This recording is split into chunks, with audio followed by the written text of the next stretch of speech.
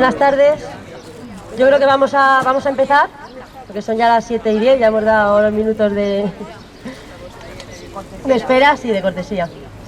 Bueno, estamos hoy en un acto del Congreso en tu Plaza, que es una iniciativa que se está realizando en varios municipios para informar sobre el trabajo que se han hecho en estos 6 meses de corta legislatura que hemos tenido. Entonces tenemos aquí a Julio Rodríguez y a Pablo Bustinduy. Pablo Bustinduy es portavoz de la Comisión de Asuntos Exteriores del Congreso, es diputado del Congreso por Madrid y también es portavoz responsable de la Secretaría Internacional de Podemos. Por otro lado tenemos a Julio Rodríguez, que se presenta en estas próximas elecciones del 26J como número 1 por Almería. Es el jefe del Estado Mayor de la Defensa y bueno, como él dice, es un militar demócrata y ahora un soldado de Podemos. Le voy a dar la palabra y empezará él y luego sigue Pablo.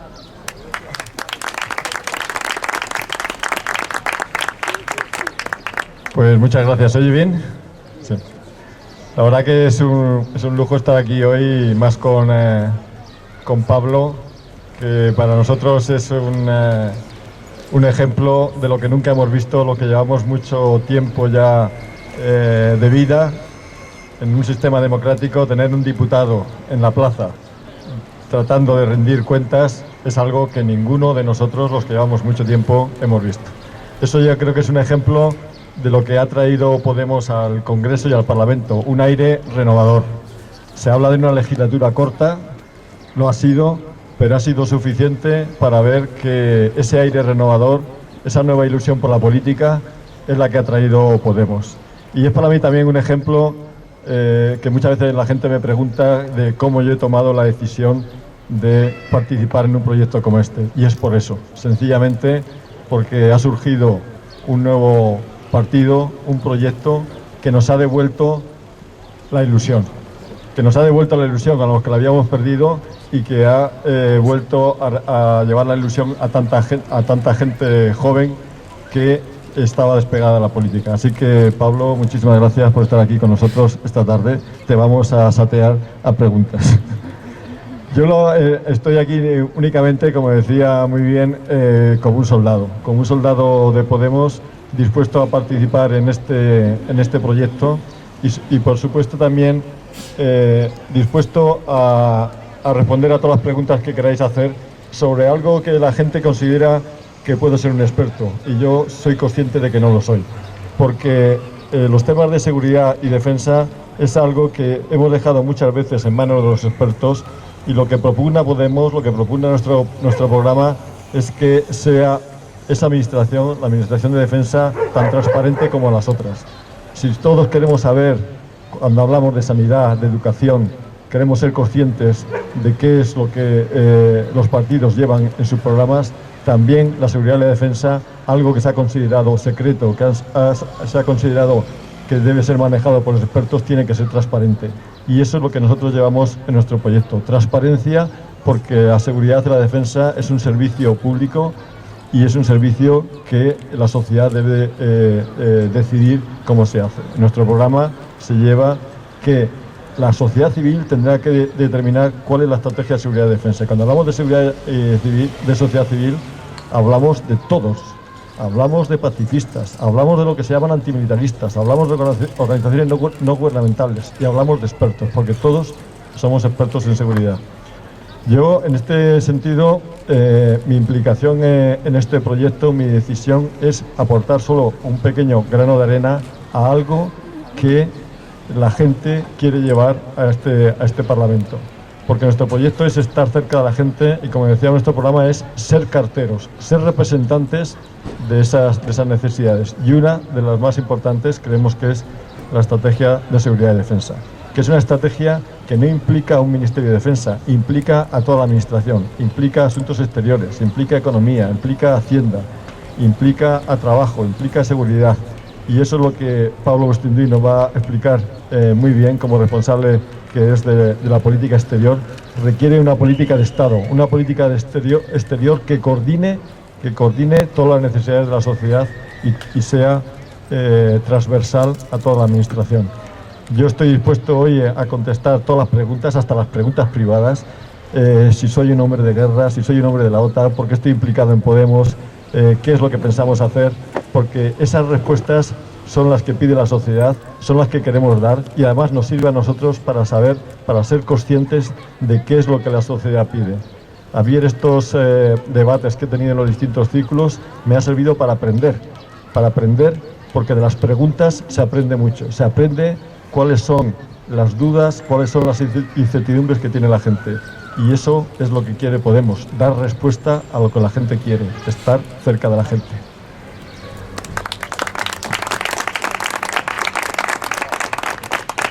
Muchas gracias, Julio. Buenas tardes, es un placer estar aquí, muchísimas gracias por la invitación. Y es un placer, diría, por varias razones. La primera, por estar sentado cerca de Julio, que es un hombre por el que siento admiración sincera por su valentía, por su coraje y por ser símbolo de algo que a mí me pasa a menudo. Yo me encargo de las relaciones internacionales de Podemos y como tal me toca a menudo viajar al extranjero, a explicar qué es lo que hacemos, a participar en debates, en foros, en charlas. Y allí a menudo me sorprende en primer lugar cuánta gente nos conoce.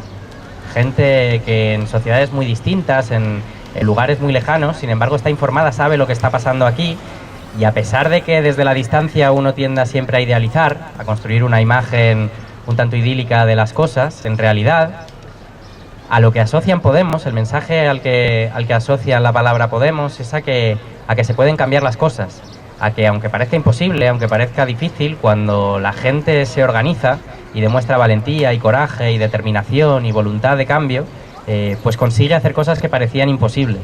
Y en esos momentos, cuando uno a muchos kilómetros de casa se da cuenta de que lo que estamos haciendo se convierte en una fuente de inspiración, que se convierte en un símbolo de que las cosas se pueden hacer de otra manera, que se convierte en un ejemplo, incluso aunque sea idealizado, que luego la gente utiliza para hacer política en sus países, uno lo que siente es orgullo.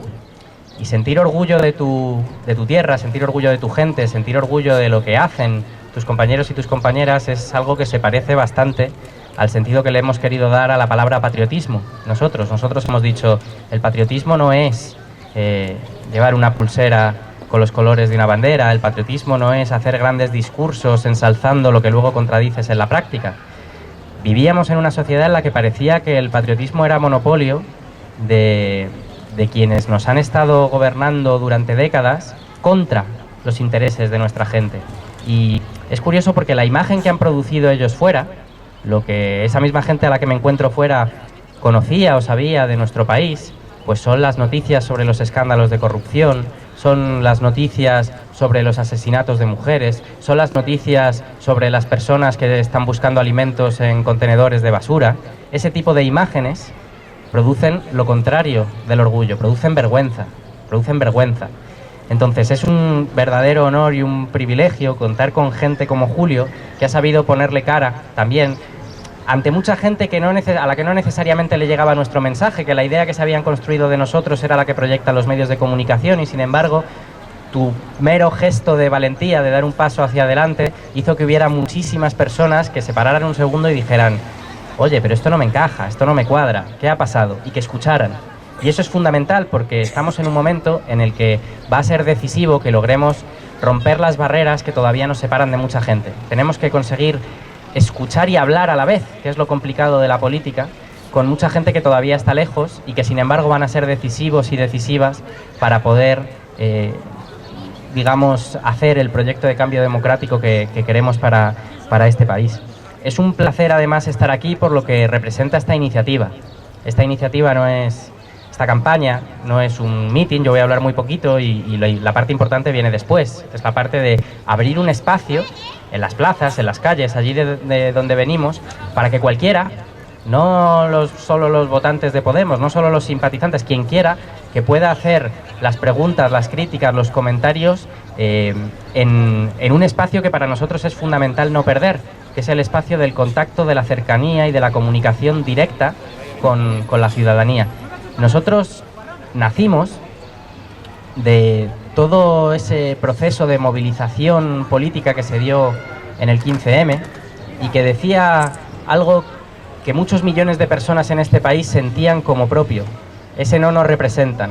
No nos representan, quería decir, nuestra clase política se ha alejado, se ha distanciado tanto de la vida cotidiana, de los problemas que viven día a día los ciudadanos y las ciudadanas, que ni siquiera saben aquello por lo que estamos pasando. No es solo que gobiernen en función de unos intereses de una minoría privilegiada en lugar de defender los intereses de la mayoría social de este país, es que ni siquiera nos conocen, ni siquiera saben cómo vivimos, no nos entienden. Y nos hemos dado cuenta al entrar en las instituciones, y nosotros fuimos con un mandato muy claro, ¿no? Con nuestro programa, con todos los debates, las discusiones que llevamos haciendo desde el origen, íbamos con un sentido de responsabilidad y con la voluntad de hacer las cosas bien, de trabajar mucho para ser los que mejor hiciéramos ese trabajo dentro de la institución. Pero allí nos hemos dado cuenta de que hay un factor con el que no contábamos, que es que el propio funcionamiento de las instituciones propicia, favorece, produce ese alejamiento. Cuando uno está trabajando en el Congreso de los Diputados, con la mejor voluntad del mundo, con la mejor intención, con la intención de echar más horas que un reloj para hacer muy bien el trabajo, y uno se da cuenta que llega allí temprano, que tiene que preparar una intervención en un pleno o una comisión, que después se tiene que ir corriendo a una reunión, que después hay que atender a medios de comunicación, que después hay que preparar el día siguiente, y para cuando te quieres dar cuenta miras por la ventana y es de noche y has pasado todo el día encerrado en la carrera de San Jerónimo, detrás de esas ventanas de cristal que son como una inmensa pecera. Y eso un día detrás de otro y detrás de otro y detrás de otro hace que de pronto vivas en una realidad casi paralela, en una esfera estanca, separada de la calle, que hace que pierdas el contacto. Por muy buena voluntad y muy buena intención que tengas. ¿Os acordáis cuando Zapatero fue a un programa de televisión y le preguntaron cuánto costaba un café? Y el hombre, claro, estando allí te das cuenta de por qué dijo lo que dijo. Porque ese era el precio que pagaba en la cafetería del Congreso, que está subvencionada, valiente vergüenza. O sea, los cafés más baratos de Madrid se sirven en el Congreso de los Diputados. El menú del día más barato de todo Madrid porque está subvencionado. ¿Pero cuál era el problema? Pues que no se toma café en otro sitio, que no se entra a los bares, que no se habla con la gente, que vives encerrado en esa burbuja y aunque lo quieras hacer bien, al final te acabas distanciando. Y nosotros dijimos desde el principio, y por eso nos bajamos los sueldos, y por eso renunciamos a los coches oficiales, y por eso intentamos no disfrutar de los privilegios que hacen que la clase política se encierre aún más en sí misma, porque dijimos, si tú no vives como la gente, si tú no vives como tus ciudadanos y tus ciudadanas, es imposible que conozcas sus problemas. Imposible. Como mucho vas a tener un conocimiento teórico, pero la única manera de cubrir ese vacío, esa distancia de la representación, es que los representantes públicos vivan como los ciudadanos y las ciudadanas que les voten. Y parte de eso, para romper esa inercia, para romper esas barreras que te alejan de la calle y que te alejan de la vida cotidiana y de los problemas de la gente, dijimos, aunque esta legislatura haya sido corta, aunque vayamos a ir a otra campaña electoral, y las campañas electorales ya sabéis cómo funcionan, se llenan de mítines, se llenan de entrevistas, se llenan de ruedas de prensa, se llenan de... Además de esa impostura de la política, que es algo que para los que llegamos nuevos es algo muy desagradable, que es que en política nunca, nadie, jamás reconoce errores. Cuando tú sales a hablar, das una entrevista o vas a intervenir en el pleno, en un supuesto debate, y nunca son debates porque en realidad todo el mundo va con las posturas ya escritas y no se mueve ni un centímetro de lo que ya ha decidido decir, y parece que siempre tienes que tener la razón. Parece que nadie puede reconocer que haya hecho nunca nada mal. Y nosotros y nosotras dijimos, eso no puede ser, no podemos caer en esa lógica porque entonces nos vamos a convertir en lo mismo, nos va a pasar lo mismo que le ha pasado a los demás partidos políticos. Y dijimos, aunque esta legislatura haya sido corta, antes de que empiece la vorágine de la campaña, los representantes de la soberanía popular que han estado trabajando en el Parlamento porque 5 millones de personas depositaron su voto en una urna, tienen que volver a las plazas, tienen que volver a las calles, tienen que encontrarse con sus vecinos y sus vecinas en sus barrios y tienen que rendir cuentas. Tienen que llegar y decir, hemos trabajado en esto es lo que hemos hecho, y a continuación tienen que darles la palabra para escuchar qué os parece. ¿Qué os parece? Porque esto es una concepción muy simple, pero en realidad se entiende bastante bien. Si los diputados y las diputadas que están en el Congreso cobran un sueldo a fin de mes, son trabajadores, en cierto modo, su trabajo es representar la voluntad de su pueblo, sus jefes son su pueblo. La razón por la que están allí es porque les han puesto a trabajar allí. Y como en cualquier trabajo del mundo hay que rendir cuentas de lo que uno hace.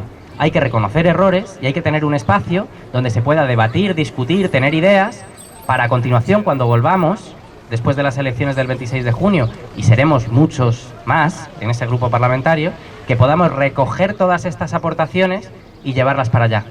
Esta iniciativa es más que un símbolo, es una demostración y una muestra de cómo queremos hacer política, de cómo queremos cambiar esa lógica de la representación que nos llevó al desastre en el que estábamos en 2011 y que hizo que el pueblo español se levantara en rebelión contra su clase política y la clase financiera, y bueno, pues que podamos generar estos mecanismos de participación que permitan que la política se convierta en otra cosa, que la política se convierta pues en algo que en realidad es muy básico.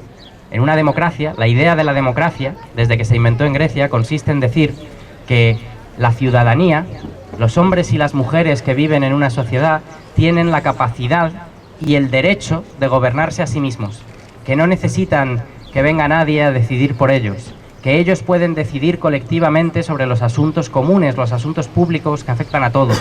Y aunque, como os digo, la lógica de la representación tenga límites, y los tiempos de la política también imponen, los tiempos de los medios de los debates parlamentarios, etcétera, imponen ciertas lógicas de funcionamiento, tenemos que generar los instrumentos, los espacios y los mecanismos para que esto se convierta en una cosa obligatoria. Esto debería ser obligatorio para todos los cargos públicos a los que ponemos a trabajar en las instituciones, que rindan cuentas, que escuchen, que reconozcan sus errores y que hagan propósito de enmienda bajo amenaza de despido. Porque si nos ponen a trabajar los ciudadanos y las ciudadanas votando, los ciudadanos y las ciudadanas pueden, y diría, deben echar a quienes no hacen bien su trabajo. Y tenemos pruebas, iba a decir documentales, judiciales de sobra para cambiar el gobierno de este país y tener por fin un gobierno que trabaje a favor de las mayorías sociales y no de las minorías de privilegiados que se han enriquecido con la crisis financiera a costa de nuestros derechos.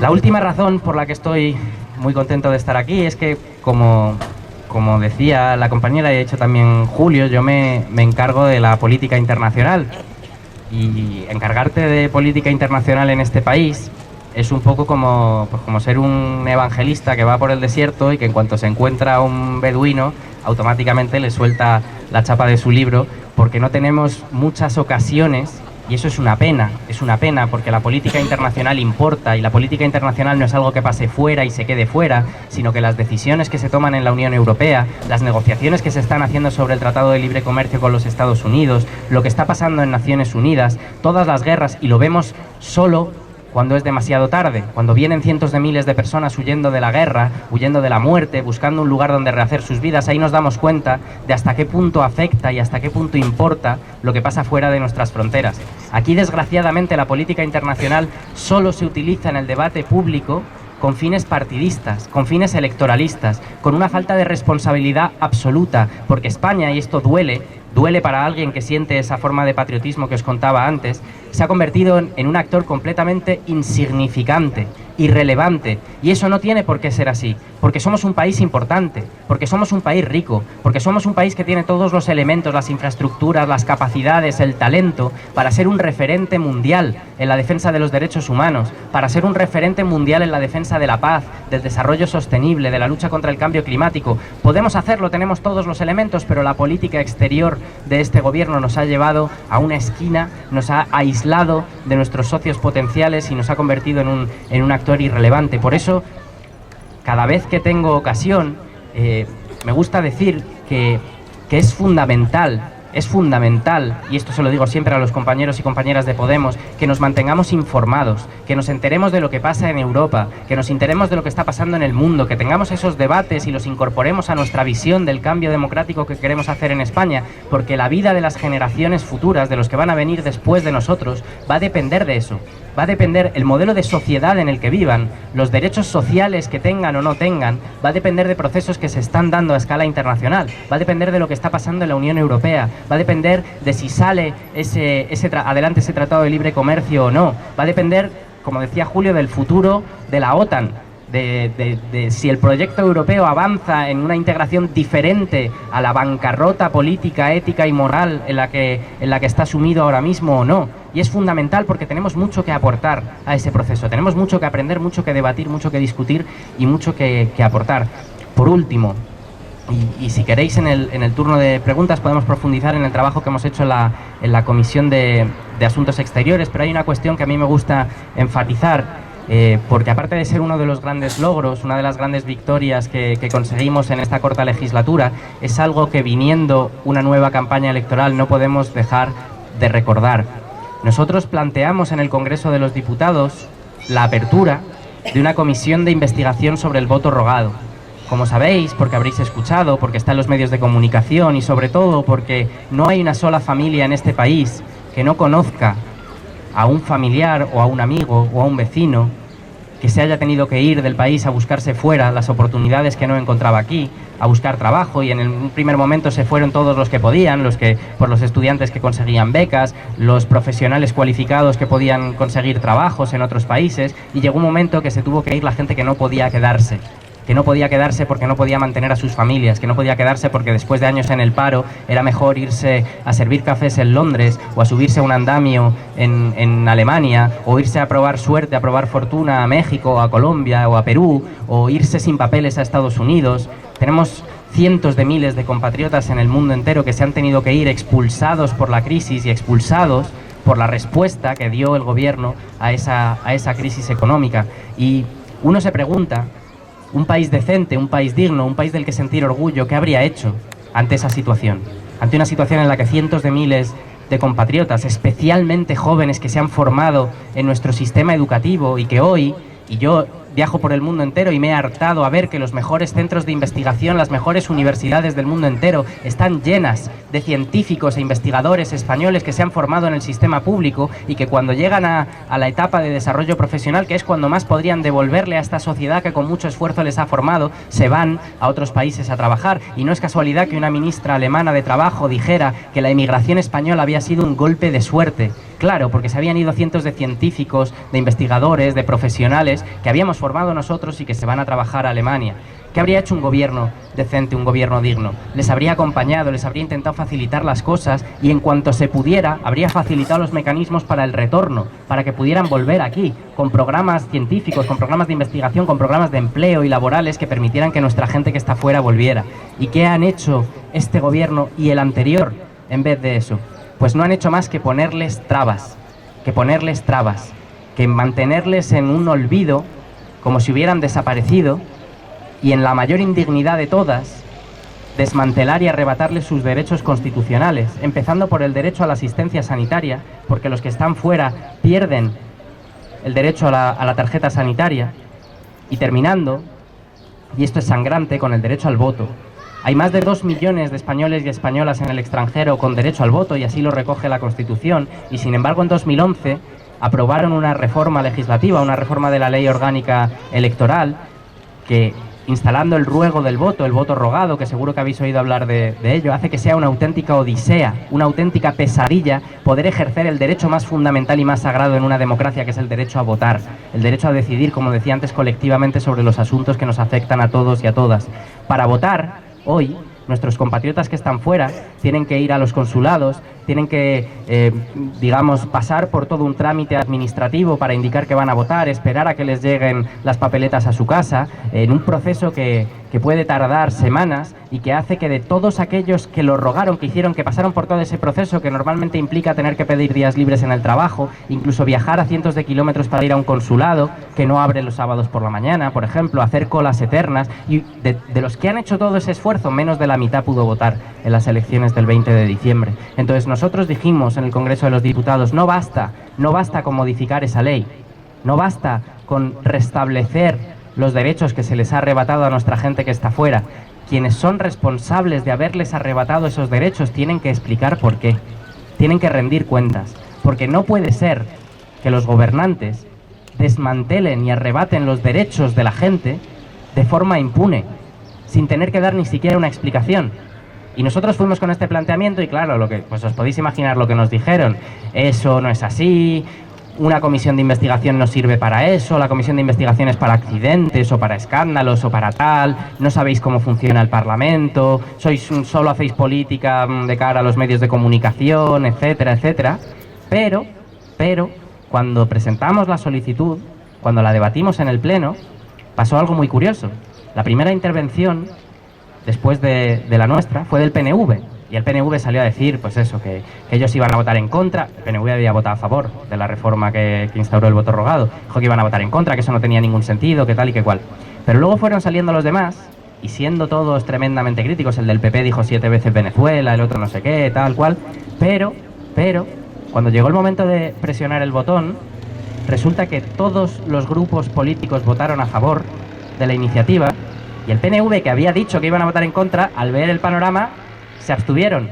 Entonces salió por unanimidad, salvo las 5 abstenciones del PNV. Y en ese momento yo lo pensaba y dije, esto es más que aprobar una comisión de investigación sobre el voto rogado, porque resulta que aquellos y aquellas que más han sufrido los efectos de la crisis financiera, que más han sufrido los recortes del gobierno, que más han sufrido esta política injusta con las mayorías sociales, son los más vulnerables. Los que estaban fuera son aquellos precisamente con los que se ensañaron, arrebatándoles sus derechos, porque total, ¿qué podían hacer para defenderse? Si están lejos, si están fuera, si no tienen voz, pues quítaselos, porque a nosotros no nos van a votar. Y resulta que apenas unos años después estamos ni más ni menos que en el hemiciclo, en el pleno del Congreso de los Diputados, y los mismos que les han arrebatado los derechos tienen que votar a favor de una comisión que les va a investigar a ellos mismos. Y dices, ¿por qué? ¿Por qué? Pues ¿sabéis por qué? Porque esa gente que parecía que era la más vulnerable, la más desvalida, la que está lejos, la que no puede hacer nada, no se resignó, decidió organizarse, decidieron hablarse entre ellos, ayudarse unos a otros. ¿Para qué? Para recuperar los derechos que les habían arrebatado. Y en apenas unos años, de pronto había ahí 69 diputados y diputadas que habían llevado su voz al Congreso y que habían conseguido no solo que se aprobara una votación, sino que los mismos que les habían arrebatado sus derechos votaran a favor de la comisión que tiene que restaurarlos. Y eso resume, esa imagen resume la razón de ser de Podemos, la razón de ser de un movimiento en el que ciudadanos y ciudadanas normales de a pie se organizaron para cambiar una situación injusta, y también da una imagen de que las cosas se pueden cambiar, de que podemos ganar, y de que con un poquito de suerte, de esfuerzo, y convenciendo a toda esa gente que os decía que falta porque todavía no está convencida o todavía no nos conoce lo suficiente, pues a partir del 26 de junio vamos a poder tener un gobierno patriota, un gobierno que defienda a la gente y un gobierno que cambie la vida en este país. Muchísimas gracias.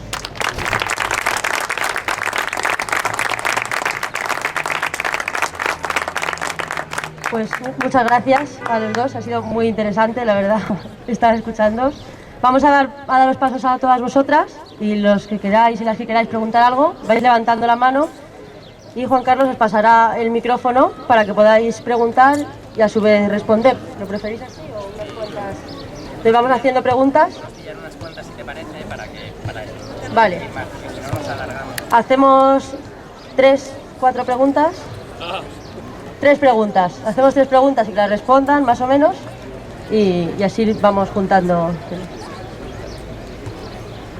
Hola. Me lo tengo que acercar. Vale, ya.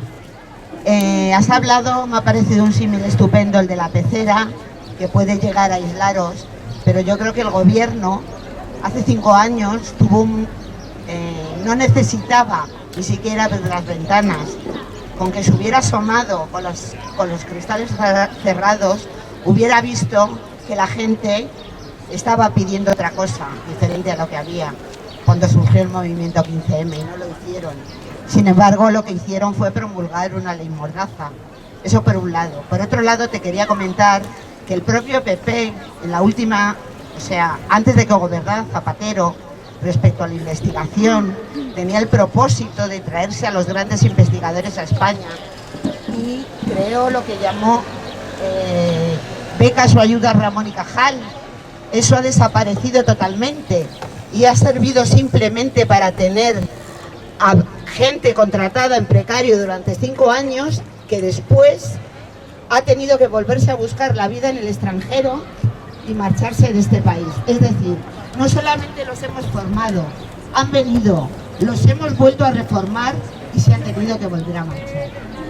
Y yo quería hacerle una pregunta a Julio, y es que, bueno, yo no me fío mucho de los medios de comunicación, porque todos sabemos en manos de quién están, pero sí he oído comentar que por parte de Izquierda Unida ha habido algunas protestas en que fueras como el número 1 de la provincia de Almería. Y quisiera que me comentaras algo al respecto. Gracias. No me ha quedado claro si eran 3 preguntas o 3 personas preguntando.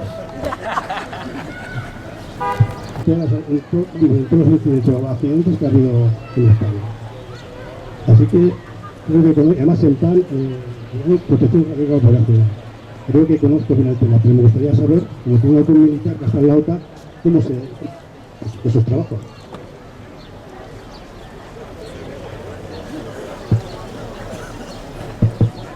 Lo que sí rogaríamos, por favor, es que sean las preguntas lo más cortas posible para que pueda preguntar mucha más gente. ¿Vale? Gracias, nada más que eso. Bueno, hola. Lo primero, gracias por venir y gracias a todos los voluntarios que hayan montado el tinglao. Lo primero, hacer una precisión. Se ha nombrado el programa Ramón y Cajal. El programa Ramón y Cajal sigue existiendo, pero reducido. Simplemente para... No, eso ya ha desaparecido, porque sigue existiendo, lo único que ahora está más o menos a la mitad. Y se ha generado un tapón de como 12 años de programa. O sea, yo fui un Ramón y Cajal en el 2002. Mi centro sí que estabilizó a los Ramón y Cajal, con lo cual pues yo sí que he podido mantener una carrera investigadora. El problema es ahora que no existen mecanismos en los centros para estabilizar a esas personas, ¿no? Entonces, por ahí es por donde tendría que ir un poco el tema. Y ya hablando de investigación y relacionado con el Ministerio de Defensa y los presupuestos de defensa, nos han medio engañado durante muchos años con que se disminuía el presupuesto en defensa, pero sin embargo se incrementaba el presupuesto destinado a investigación en defensa, pero dependía de otro ministerio y entonces no la colaban. Entonces me gustaría saber, ya que ahí tenemos a un posible ministro de defensa, cómo jugar con ese presupuesto real de defensa que podamos necesitar para mantenimiento de Fuerzas Armadas y qué sentido, si es que lo tiene, en España tiene la investigación en defensa, cuando hay otros sectores, como el sector energético, de energías renovables, etcétera, etcétera, etcétera, sanidad y otros muchos, que sin embargo se van quedando marginados.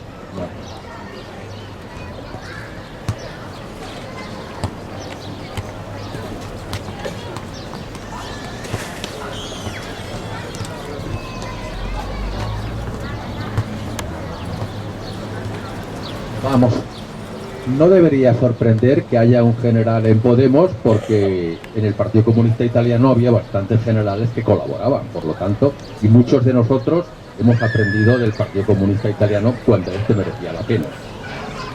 O sea que por ahí vamos bien.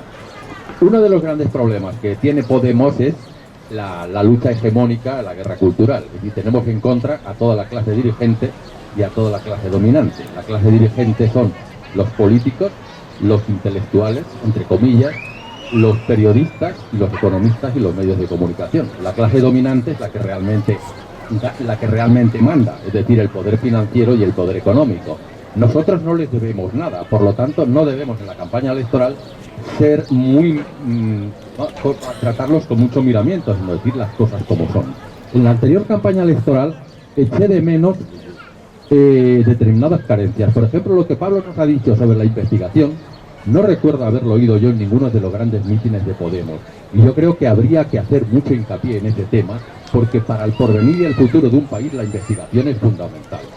En segundo lugar, hay determinadas cosas que la gente desconoce. Por ejemplo, dicen todos los políticos son iguales, Podemos lo que quieren es ganar dinero. Hay que hacer llegar a la gente y decir en los mítines y en todos los sitios que Podemos ha limitado la percepción de los salarios y que cuando ha intentado que eso fuera aprobado por determinados parlamentos autonómicos, el Partido Socialista, el Partido Popular y Ciudadanos ha votado en contra, y eso hay que decirlo continuamente. Otra cosa que echo de menos es que en la campaña electoral anterior se hizo muy poquito hincapié en el tratado comercial con Estados Unidos.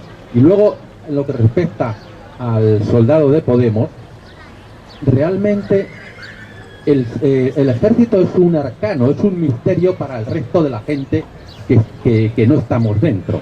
Yo el único conocimiento que tengo del ejército es cuando hice la mili hace ya muchísimos años, y en mi vida he tenido una sensación de inutilidad mayor que cuando hice las prácticas de alférez. Para mí, digo, ¿cómo es posible que estos militares por la mañana, cuando se miren en el espejo y se afeiten, no sientan una gran frustración? Era naturalmente los años 60 y tantos, pero no sé si ha cambiado mucho ahora, no lo sé, supongo que sí. Entonces lo que quisiera saber es si es verdad que hay tanta corrupción como parece indicarse en el ejército, como ha puesto de manifiesto el teniente Segura. En segundo lugar, ¿realmente el caso del soldado de Podemos es una golondrina que no hace verano? ¿O podemos tener cierta esperanza en que haya más gente que piense así? Ya tuvimos en su momento la Unión Militar Democrática, que fue tratada horrorosamente mal, empezando por el Partido Socialista, a pesar de que tenía un diputado que era el comandante Busquets. Y entonces eso es lo que yo quiero saber. Es decir, tenemos un ministro de Defensa indigno totalmente, es decir, es un delincuente, y prefiero ya callarme sobre ese tema. Entonces simplemente esas tres cosas. Bueno, voy a contestar rápidamente. Un momento. Yo he oído esta mañana en los medios a Josep Borrell diciendo que iba a ser necesario incrementar el presupuesto en defensa porque era un compromiso adquirido. Entonces me gustaría saber porque como nos intentan confundir, qué respuesta se va a dar, si esto es cierto y cómo se va a manejar esta historia. Me voy a contestar rápidamente en las cosas que sé, porque como decía Pablo, algunas cosas no las sé.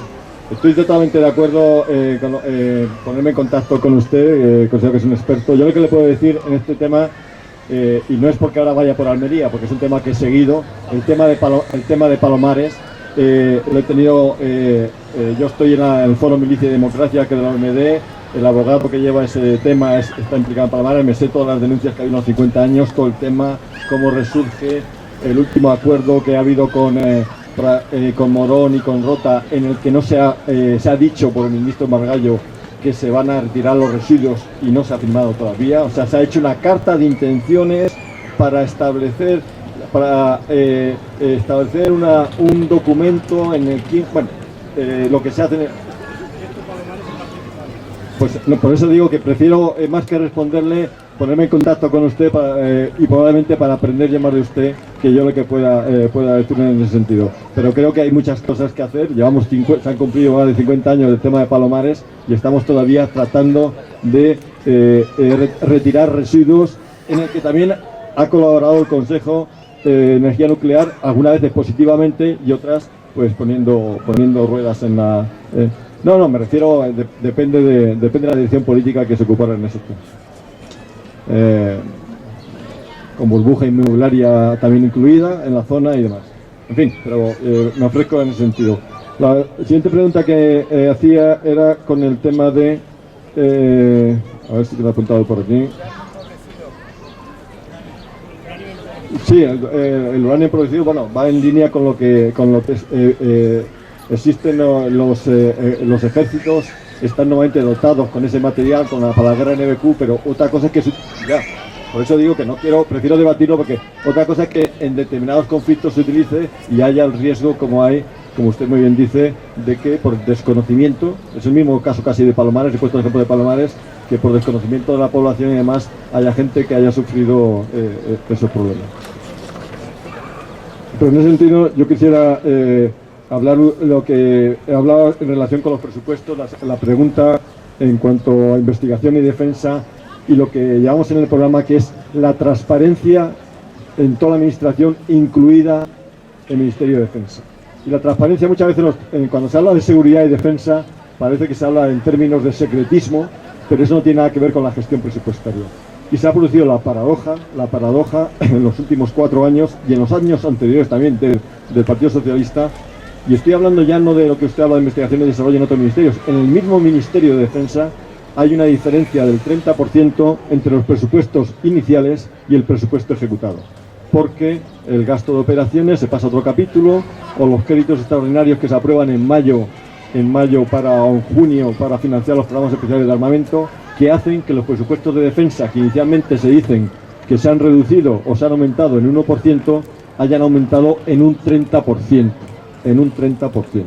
Eso la sociedad lo tiene que... Se conoce, pero no se da esa información, pero yo digo, cuando se habla de transparencia hay que dar información útil, que el ciudadano la entienda.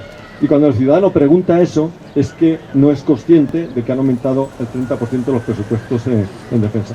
Eso hay que justificarlo, si es así, porque es necesario y hay que explicarlo. Porque la sociedad es inteligente. La sociedad española sabe y sabe establecer prioridades. Y si no, hay que explicar las prioridades. Y eso va en relación con lo que contestaré luego del ministro Borrell. Y otro tema, y estoy hablando nada más que de presupuestos estrictamente de defensa, diferencia del inicial al final. Luego hay otras combinaciones o relaciones con la industria, con el Ministerio de Industria para los temas de investigación y desarrollo. Se vende, y es también cierto, que la investigación ya es dual. ¿Qué se quiere decir con dual?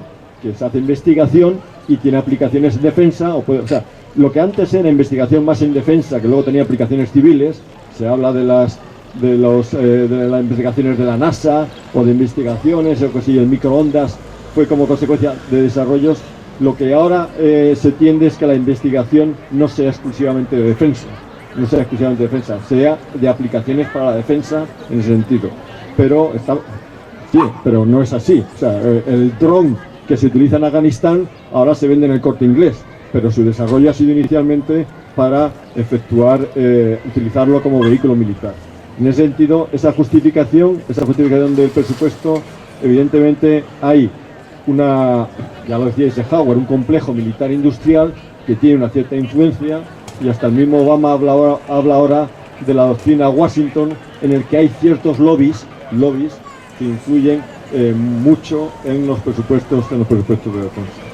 En este sentido, enlazando con la información que decía Borrell, pues se está respondiendo, yo no sé a qué intereses, pero parece un poco paradójico que sin haber dado estas explicaciones se diga que hay que aumentar los presupuestos de defensa. ¿En qué sentido hay que aumentar los presupuestos de defensa? Primero hay que hacerlos transparentes y luego ver cómo se aumentan. Yo sería capaz de aumentar los presupuestos de defensa si este año pasado fueron de 6.000 y el ejecutado fue 9.000, puedo decir que se aumenta 7.000 y luego volver a gastar 9.000. O sea, puedo hacer ingeniería financiera, pero la sociedad no es tonta, hay que explicarle eso. Entonces, decir que hay que aumentar los presupuestos de defensa sin saber en qué sentido, me parece a mí que está respondiendo a unos intereses que no quiero pensar mal, pero no sé si la vuelta a la política es para responder a esos intereses. En el sentido de lo que puede hacer un soldado de Podemos, de los tiempos que usted hizo la mili, pues evidentemente las Fuerzas Armadas han cambiado, pero han cambiado en el sentido de que se habla del proceso de transformación de las Fuerzas Armadas. Yo no quiero tampoco mitificar ese proceso, porque una cosa es cambiar la legislación, cambió la Constitución, cambió el poder civil, el poder militar, que funcionaba autónomamente, está sometido al poder civil, pero todavía sale caverna por ahí. O sea, hay que cambiar mentalidades todavía. Y los cambios de mentalidades a veces van, en el caso de defensa, casi van por detrás de la legislación. Muchas veces es la sociedad la que ejerce presión y cambia la legislación. En defensa quizás ha sido al revés. Cambia primero la legislación, pero las mentalidades todavía tardan en cambiar. El ejército ha cambiado, ahora es un servicio de tropa profesional, se han reducido las fuerzas, en el sentido ha cambiado. Pero cuando usted hace la pregunta, y mucha gente me ha hecho esta pregunta, yo aprendo que todavía no existe esa conciencia de que las Fuerzas Armadas han cambiado. O existe ese temor todavía, o no existe suficiente información. Y si todavía, cuando alguien decide optar, pasa al retiro y decide optar por una opción política y todavía se produce esa reacción que se ha producido en la sociedad como en mi caso, todavía hay muchas cosas que cambiar. Todavía hay muchas cosas del sistema educativo, del sistema de tolerancia, de distintas opciones que tienen que cambiar en esta sociedad. Pero todo, cuando yo hablo de cultura de defensa, no quiero hablar de cultura de defensa, quiero hablar de una cultura de paz. Porque se me ha acusado, se ha vuelto a titular de cómo puede ser un militar pacifista y antimilitarista. Es que lo tiene que ser. El militar que no sea pacifista es que parece que es como el bombero que quiere ser pirómano. El militar que no es antimilitarista es que es militarista. Y el militarismo es poner las Fuerzas Armadas por encima del poder civil, es militarizar la sociedad, es militarizar el Estado, es militarizar las mentalidades. Y eso es anticonstitucional. Oiga, ¿se pueden hacer preguntas? Sí, enseguida la van a hacer. Y le voy a responder inmediatamente a usted. Pero si me escucha, probablemente... No, es que no sé cómo se puede defender un estado de bienestar. Es que le estoy respondiendo. Pero perdóneme, No, mira, por favor. Esto es tu forma de pensar. Esto es tu por forma favor, de pensar. que le estoy respondiendo. Esto es tu forma de pensar. Le voy a responder. ¿Ves? Esto es Podemos. No. Gente que viene y que no te deja hablar. Por favor. Esto no es Podemos. Esto es no debemos. No lo es. Déjale, por favor. Eso es canta. Democracia y no lo es. Le voy a responder. No, le voy a responder. Tú eres militar. No. Tú sabes que la paz no se puede defender. No se puede defender sin la fuerza. Siéntese, por favor. Y este señor llega aquí y no. Le estoy escuchando. Pero yo creo que le voy a pedir. Un momento, ese señor no tiene la palabra, por lo tanto. Permítame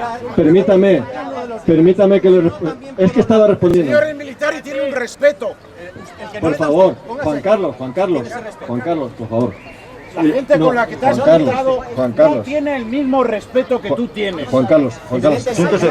Estaba explicándolo y lo que pasa es que me daba la impresión de que usted no me estaba escuchando, porque creo que le estaba respondiendo a lo que usted me decía. Estaba hablando de militarismo y estaba justificando cómo un militar como yo lo sigo, 50 años de carrera, 17 años, los que tengo 67, 17 años, hijo de militar, o sea, quiero las Fuerzas Armadas como el que más. Y lo quiero demostrar. Ahora podemos discutir sobre las distintas opciones. Y se lo voy a estar explicando. ¿Por qué un militar puede ser pacifista y antimilitarista? Y le voy a explicar por qué. Estoy de acuerdo contigo en que debe de serlo. Debe serlo. Debe de serlo. Y sabe lo que estaba diciendo Uno es también. militar Y cuando usted me estaba cortando, estaba explicando que el que no fuera así puede que sea anticonstitucional. Sí, hay gente que me ha acusado por decir que el antimilitarista no quiere decir contra las Fuerzas Armadas. El antimilitarista quiere decir contra lo que yo le he dicho. Y en ese sentido no tenemos que defendernos. ¿Pero quién ha dicho que no tiene que defenderse? No lo sé. Yo le estoy diciendo que eso es una mente militarista. En el sentido... se lo voy a explicar, perdóname, se lo voy a explicar, porque usted me ha hecho una pregunta, se lo voy a explicar. Una mente militarista indica que los conflictos se solucionan siempre con el instrumento militar. El instrumento militar debe existir como último recurso. Todos los conflictos, y usted sabe cuando se llega a un conflicto, tienen orígenes de muy diversas facetas. Y hay soluciones políticas, hay soluciones diplomáticas, hay soluciones económicas. Y cuando se llega a utilizar el instrumento militar es que ha fracasado todo eso. Y de la misma manera que cuando de un conflicto se sale, no ha acabado el conflicto, porque todavía hay que seguir invirtiendo dinero en apoyo al desarrollo. Eso es política. Y yo quiero dignificar la política, porque no todos somos iguales. Y la política es hacer todo eso. Pero perdóneme una pregunta. Perdóneme, yo creo que le he contestado. No me ha contestado.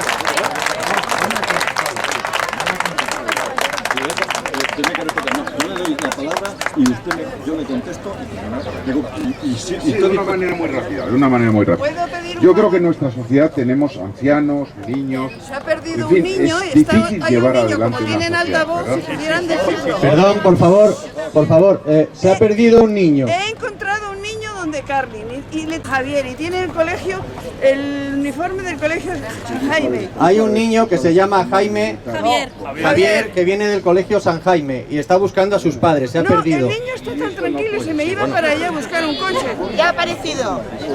Ya, ven para acá, que tú no sabes dónde está, donde Carlin, y me dice que se iba a cruzar el coche, que se iba...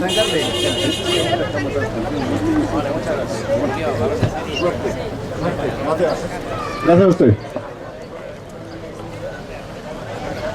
Bueno, esto yo creo que forma parte del debate, de estar en la calle. Yo no estoy seguro de que le haya convencido, estoy segurísimo de que no le he convencido, pero él tampoco a mí. Y quiero defender estas opciones porque es lo que le falta a esta sociedad, tolerancia con las distintas opciones. Yo defiendo que para patriotas los de Podemos, y considero que todos los demás quieren lo mejor para España. En lo que discrepamos en las opciones, nos han demostrado en qué opciones han fracasado. Hay que ser tolerante y aceptar otro tipo de opciones políticas.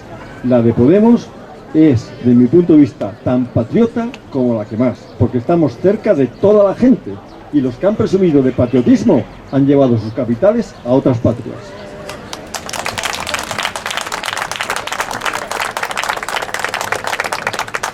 por seguir respondiendo y coincido en que está bien. Coincido en que está bien que quienes no piensan como nosotros lo manifiesten. En un mundo ideal lo manifiestan con educación y ánimo constructivo, pero a veces no es así. Ante eso siempre tenemos que mantener la calma. Siempre, siempre. Y contestar con argumentos. Contestar con argumentos porque lo bueno de tenerlos es que uno tiene la seguridad y la certeza de que no pasa nada por confrontarlos. Y ya está. Antes me refería a los que faltan. Bueno, pues de los que faltan, unos les vamos a convencer, a otros no. Y no pasa nada. Es la esencia del debate democrático y en eso estamos curtidos. No tenemos nada que envidiar a nadie. Por responder las preguntas sobre la del voto, decías, ¿cómo se consigue que vote todo el mundo porque ningún país lo ha resuelto? Evidentemente, no hay una varita mágica. Ningún sistema te garantiza un 100% de eficacia. Pero el modelo por el que optes determina los resultados que vas a obtener, que vas a conseguir. Nosotros hemos planteado, sí, pero te digo, la emigración española, por ejemplo, ha tenido oleadas muy distintas, afecta a generaciones diferentes y a países muy distintos. Hay que poder aportar soluciones que se adecuen y se adapten pues a la edad que tienen los colectivos, al lugar en el que viven, si son grandes ciudades o entornos rurales, etcétera. Pero nosotros hemos planteado una cosa. ¿Para qué sirve la representación política? ¿Para qué sirve? ¿Para qué sirve el Congreso? Sí, un segundo. Yo voy a llegar ahí, no te preocupes. ¿Para qué sirve? Sirve para poder trasladar la voz y los deseos de colectivos de la ciudadanía a la sede de donde se elaboran las leyes, a la sede de la soberanía popular. Nosotros hemos planteado algo que existe en muchos países, tú decías, otros países cómo lo hacen, que es incluir una circunscripción exterior.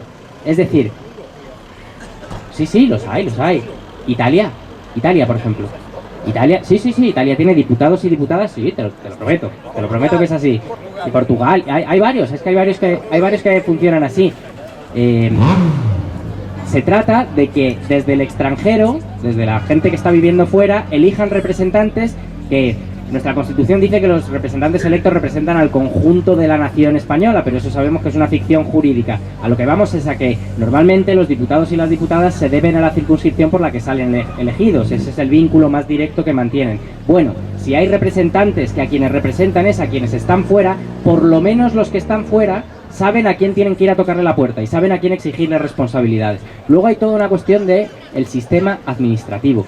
Si tú quieres fomentar la participación de quienes están fuera, lo que haces es ponerle facilidades. Tenemos un censo electoral que no funciona. ¿Y sabes por qué no funciona, entre otras cosas? Porque se calcula que por cada español o española que se inscribe en un consulado ahora mismo, que se va a Londres y se inscribe en el consulado, hay 3 que no lo hacen. ¿Y sabes por qué?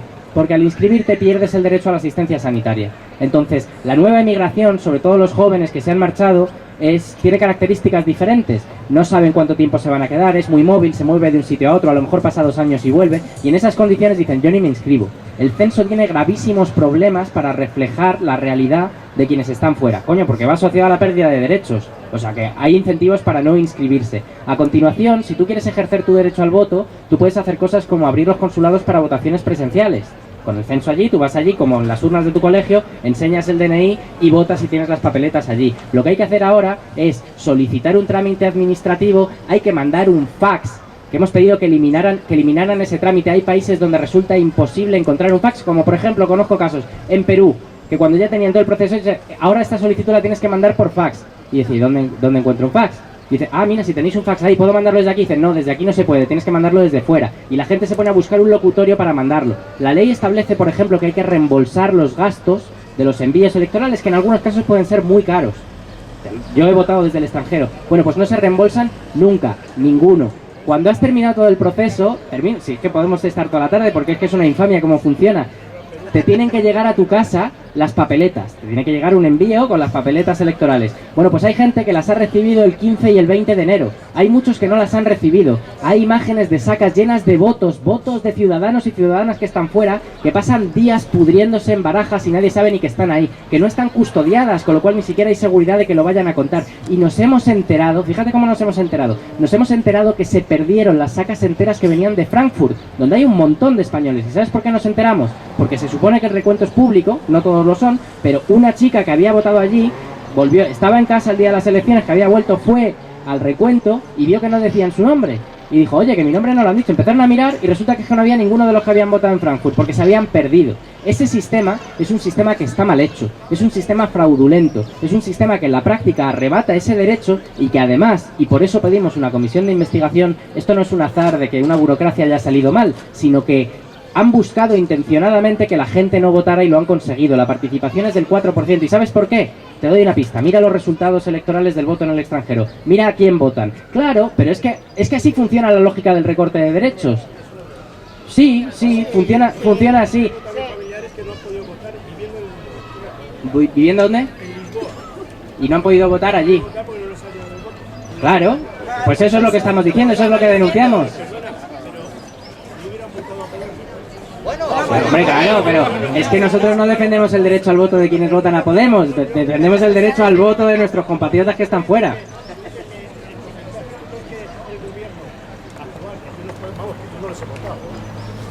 ¿Tú crees que el gobierno tiene la culpa de que no haya flexibilidad en el voto, de que no existe? Completamente, sí, por eso planteamos una comisión de investigación, a todos los niveles. Si el primero dice que estamos en una democracia de que va el primero y el segundo ni le conoce. Yo quiero conocer al cartero de mi pueblo. Y cuando yo conozca al cartero y le vote, es cuando vivo en una democracia. Claro, pues en ese sentido, eso ya estamos en otro ámbito, que es la calidad de nuestra democracia. Y precisamente iniciativas como estas sirven para que, pues muchos de vosotros que habréis votado una lista donde aparecía mi nombre, pues para que me pongáis cara y que me podáis decir las cosas que me estás diciendo, por ejemplo. De eso se trata. Bueno, no tengo la culpa de haber nacido cuando nací, compañero, y tampoco soy tan joven. Sí, sin duda, pero estamos en un momento también, fíjate, estamos en un momento también en el que, fíjate, yo tengo 33 años, entonces, sí, soy joven hasta cierto punto. Vivimos un proceso de infantilización de nuestra juventud, como si no tuviera capacidad para hacer cosas. No, en los años 70, fíjate, en los años 70, la redacción del periódico El País, que fue tan importante en la transición a la democracia y qué tal. ¿Tú sabes cuántos años tenía el director del País, hoy en día presidente del Grupo Prisa, en ese momento cuando se fundó El País y era un actor fundamental en la transición a la democracia española? ¿Sabes cuántos años tenía? Mi edad. Claro, pero a lo que me refiero es a que se ha producido un proceso en el que extraña que haya jóvenes haciendo cosas porque hemos asumido que los jóvenes tienen que estar o en casa sin encontrar trabajo, o trabajando en trabajos precarios, o fuera emigrando. Y no es verdad. Estamos aquí para trabajar para cambiar este país en título de igualdad con todos los demás, por supuesto. Vale, si te parece, por favor, no mantengamos conversaciones. Por favor, no mantengamos conversaciones. Usted ya ha preguntado. Sí, está muy bien, pero vamos a acelerar para que haya más gente que pueda hablar también, ¿vale? ¿Y tú sabes a qué les decía yo a los que acababan los premios extraordinarios de la universidad que vienen ya? Yo decía, cuidado que al que vamos a inventar sabe más que nosotros. Y yo les decía, mira, incluso lo que más sabe es el niño. Vale. Con 30 años no se sabe nada. Vale, sí. Anotado, sí, voy. No sé dónde está el investigador que me ha hecho la precisión sobre el Ramón y Cajal. Allí está, muchas gracias. Anotado, sí sé que hay programas que siguen, pero se utilizan incluso eufemismos que son sintomáticos. Lo de la estabilización de las plazas, es que ya casi nos consideran como enfermos. Yo me he dedicado a la academia hasta ahora. Y es casi a los enfermos se les estabiliza, a los investigadores habría que integrarles en un sistema digno de ese nombre. Y lo que es dramático es, uno, las condiciones que siempre se revisan a la baja, y dos, la falta de continuidad. Cada vez que en este país se ha decidido invertir y apostar por algún sector de I+D+I, en poco tiempo los resultados han sido excepcionales, han sido excelentes, y hay ámbitos de investigación biomédica, de ingeniería, un montón de renovables, etcétera, donde los resultados han venido muy rápidos y son extraordinarios, hasta el punto que por eso los científicos españoles están en los mejores centros de investigación en Alemania, en Japón, en Estados Unidos, etcétera. Lo que pasa es que esos esfuerzos son discontinuos y no se apoyan, no se integran con el sistema educativo, no se sostienen en el tiempo, no se integran con el tejido de las pymes. Entonces se hace todo contra viento y marea, con un poquito de voluntad política, con un poquito de previsión y con un poquito de patriotismo, porque un país que recorta en investigación y en educación en tiempos de crisis es un país que se pega un tiro en el pie, que no tiene un proyecto de futuro, que no le importan la sociedad en la que van a vivir las generaciones que vienen después, pues es un país que está enfermo. Ese sí que está enfermo y no los investigadores. Con lo cual, gracias por la precisión, pero claramente el problema general sobre el que discutíamos es claro y es evidente, y las condiciones que tienen nuestros investigadores aquí no son en absoluto homologables a la de nuestros vecinos europeos, que por eso nos lo roban, además, claro. Y no se puede pedir que las funciones de gran utilidad social requieran comportamientos heroicos, que uno tenga que renunciar a todo, que uno tenga que hacer investigación contra viento y marea. La sociedad debería ponerles facilidades y no trabas. Y lo último, respecto al planteamiento de las batallas hegemónicas y conceptuales, me alegra que plantees entre ellas las del TTIP, porque es una batalla permanente, pero también se refleja un avance. Cuando yo estuve en el Parlamento Europeo trabajando con nuestra delegación 1 año y medio, y cuando llegamos allí empezamos a trabajar en la Comisión de Comercio Internacional, el TTIP, eso sí que era un arcano. Había muy poquito conocimiento sobre eso. Había movimientos sociales en la sociedad civil que se movilizaban contra eso, pero el grado de información era muy pequeño, y hasta el punto que nuestra propia gente, no ya la sociedad en general, pero nuestra propia gente no sabía de qué estábamos hablando. Ese trabajo que se ha hecho, y en el Parlamento Europeo dices, ¿para qué sirve tener 5 eurodiputados de 750 en ese ambiente hostil, alejado, etcétera? Bueno, pues ese trabajo de hormiguita que ha hecho nuestro equipo allí, sobre todo Lola Sánchez, que es la diputada que está allí, de irlo sacando, de patearse el país, de hacer charlas, de poner ejemplos, de hacer pedagogía, de explicar las consecuencias, de explicarle a la gente que algo tan importante, que tendría consecuencias tan drásticas sobre nuestro modelo de sociedad, que yo siempre digo que no es un acuerdo comercial, que es una constitución. Es una constitución porque limita los cauces que va a tener el poder soberano para legislar sobre sí mismo. Hay cosas sobre las que no vamos a poder decidir si se aprueba eso. Entonces, en apenas 2 años hemos llegado a que ya sea algo que a la gente le suena. A la gente, o sea, se oye hablar de ello. En general se hace una asociación. Bueno, el TTIP es eso que negocian en secreto. Si lo negocian en secreto por algo será, y todavía queda mucho por hacer para meterlo en el debate público. Y sucede algo, que es que cuanta más información hay, menos posibilidades parece que haya de que salga adelante. Y está pasando en todas las sociedades europeas. La Asociación de Jueces Alemanes hizo un dictamen terrible contra el TTIP. Todo el sector agrícola francés se está movilizando, y en España cada vez hay más gente concienciada y movilizada para parar ese tratado, que además es mucho más que la cuestión del tratado. Lo que está en juego en la discusión sobre el TTIP es el modelo de Europa. Es el modelo de Europa que queremos construir. Y estamos en un momento, como decía, decisivo en esa lucha. Lo hemos visto con el caso de Grecia, lo hemos visto con el caso de los refugiados, lo estamos viendo con el referéndum que va a haber en el Reino Unido. Esta Europa está al borde del abismo. Es una Europa en la que solo crece, lo único que crece en Europa no es la integración, la fraternidad y la cooperación entre los pueblos, es la extrema derecha, es la xenofobia, es el autoritarismo, y estamos teniendo reminiscencias de los peores momentos de nuestra historia, aquellos que se supone que el proyecto europeo tenía que servir para conjurar y para que nunca más volvieran a pasarse, volvieran a suceder. Si no nos organizamos los demócratas, los europeístas, para cambiar este modelo de Unión Europea, vamos a un escenario terrible. No sé si me quedaba... Lo de la rebaja de sueldos que lo habéis propuesto en los... que hay que decirlo. La gente no lo sabe. Hay que decirlo, y además hay que decir lo que hacemos con el dinero. En la cesta podéis decirlo continuamente. Claro. Que no lo decís. Claro. ¿Cuántos de vosotros o vosotras sabéis lo que es el proyecto Impulsa? A ver. Bueno, hay algunas manos por lo menos, pero con el dinero que dejamos de percibir de las nóminas, claro, pues lo estoy haciendo, estoy obedeciendo. La cesta y no lo has dicho. A ver, pero porque... Coño, sácalo.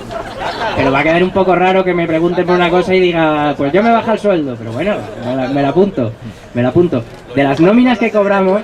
Sacar Honduras, sacar Guatemala, sacar México, sacar Brasil, sacarlo a Colombia. Ya. No te con Venezuela. Claro, es que me cabreo cuando os veo los sábados que os tenéis que aguantar con el gilipollas de Linda, gente así. Y eso no es el peligroso, porque yo querría siempre tener... Por favor, no mantengamos conversaciones. Porque sé siempre lo que me va a decir, lo que me va a preguntar, pero los peores son los otros. Mensaje recibido. Déjame explicar el proyecto Impulsa. De la nómina que percibimos nosotros nos quedamos 3 salarios mínimos, y del resto del dinero, una parte va a la organización, para no tener que pedir créditos a los bancos, y el 50% va al proyecto Impulsa, que es un fondo con todos los excedentes salariales de nuestros cargos públicos, se junta en un fondo y se lanza una convocatoria a proyectos sociales sin ánimo de lucro, que hemos hecho ya 2 ediciones y hemos dedicado más de 600.000 euros a esos proyectos. La gente vota, elige entre esos proyectos, y van a financiar actividades de emprendeduría social, cajas de resistencia para luchas, proyectos sociales. Uno de los grandes premios que dimos en el último, lo sé porque un hace poco con ellos, es el proyecto Voces, que es un proyecto que ha montado una coral para niños en barrios que sufren la amenaza de exclusión social y en colegios donde no hay actividades extraescolares, etcétera, y entonces les están dando una formación musical a estos niños que pasan el tiempo allí, tienen entornos sociales que les permiten formarse, que les permiten tener el derecho a la cultura y que enseñan la música en lugares que en este modelo de sociedad que parece que pretende volver a una situación en la que, dependiendo de en qué barrio vives o de cuánto dinero tienen tus padres, pues tienes derecho a mantener una actividad cultural o no. Así que es importante que se sepa, porque no es solo que cobramos menos, sino que el dinero al que renunciamos va a financiar proyectos sociales que no son de Podemos, sino que buscan reconstruir ese tejido social que han arrasado con los recortes, con la política de recortes. Bueno, vamos a dar paso a otras 3 preguntas. Recordamos que estamos en un acto del Congreso en tu plaza. Está aquí Pablo Bustinduy y Julio Rodríguez para responder las preguntas que queráis hacerles. Intentar ser muy breves, porque llevamos ya más de 1 hora y media. Entonces, ser breves y concisos en la pregunta que queráis hacerles. Seguro que si alguno tiene mucho interés en algo muy personal, puede acercarse después a preguntarles.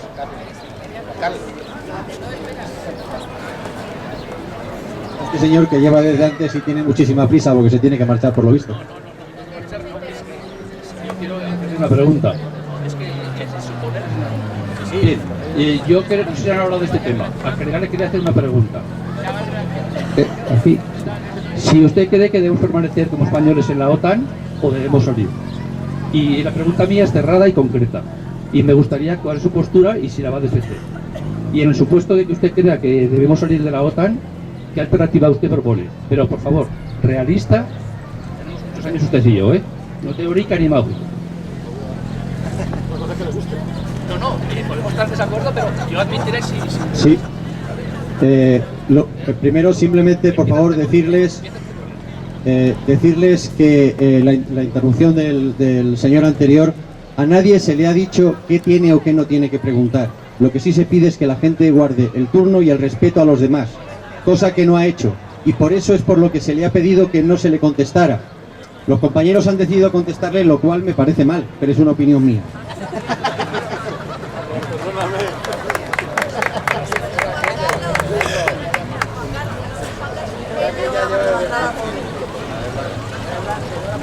Bueno. Pues primero la señora y luego Mario.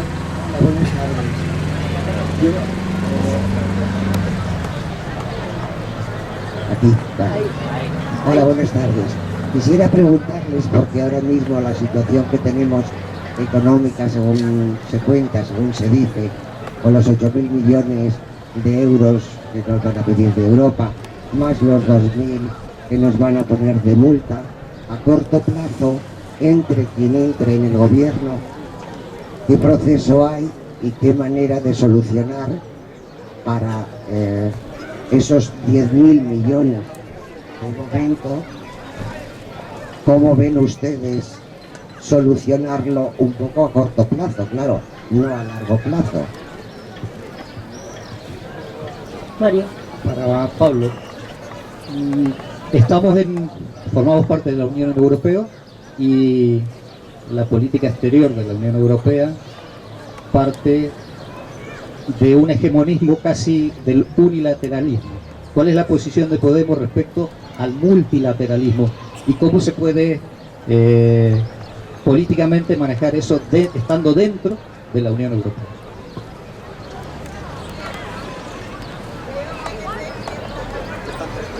Sí, pues... Bueno, pues respondiéndole a la pregunta de la OTAN, creo que he contestado antes, no sé si estaba usted, pero probablemente sí.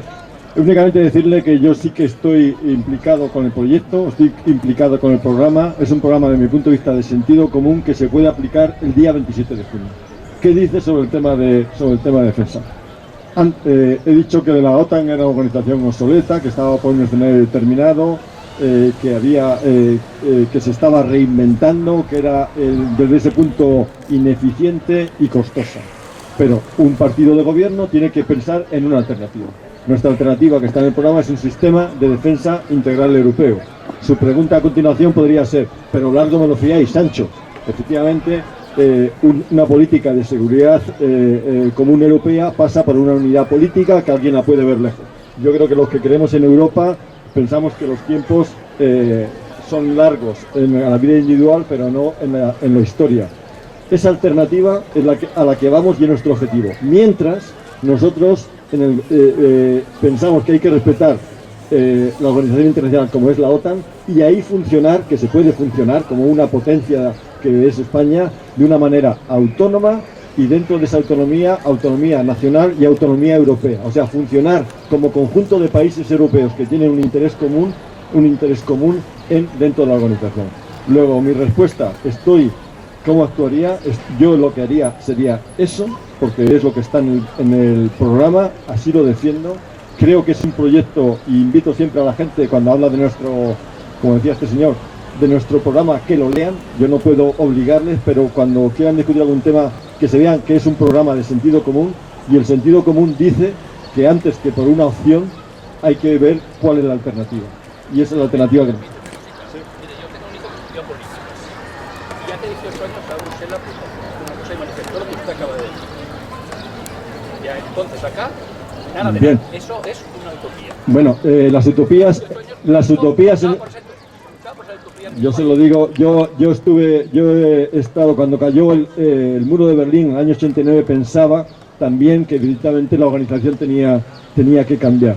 En la historia, 40 años de la Unión Europea, a mí a nivel individual me parece que es un proceso lento, pero en un proceso histórico no es tanto así. Cambiar una organización 18 años, lo siento por su hijo, puede que sea mucho para su hijo, mucho para mí y para mí, pero en los procesos históricos no es tanto.